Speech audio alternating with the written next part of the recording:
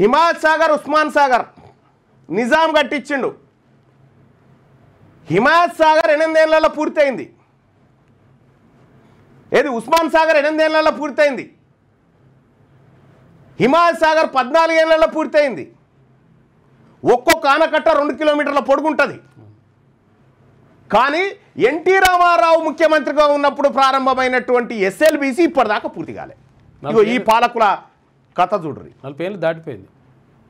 40 ఏళ్ళు దాటిపోయింది. ఇప్పుడు ఈ ఉప్పల్ కాడ ఒక ఫ్లైఓవర్ కడతా ఉన్నారా, ఉప్పల్ నారపల్లిది. ఇది ఏడాదికో పిల్లర్ వేస్తూ ఉంటారు ఇక్కడ.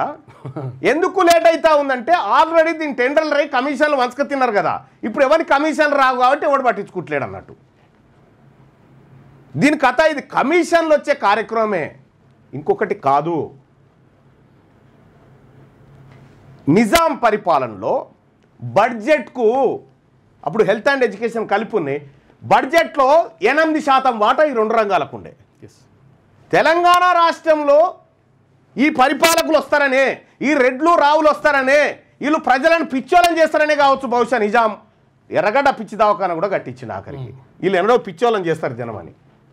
కానీ ఈ తెలంగాణ రాష్ట్రంలో బీసీలంతా ఐక్యమయ్యారు కాబట్టి అసలు పిచ్చోళ్ళు వీళ్ళను పిచ్చాసుపత్రికి దోలాల్సిన సమయం ఆసన్నమైంది. మా సంపద కొల్లగొట్టిన దుర్మార్గులు వీళ్ళు. మనకు తెలంగాణ రాజ్యంలో మనకు రావాల్సింది ఏంది?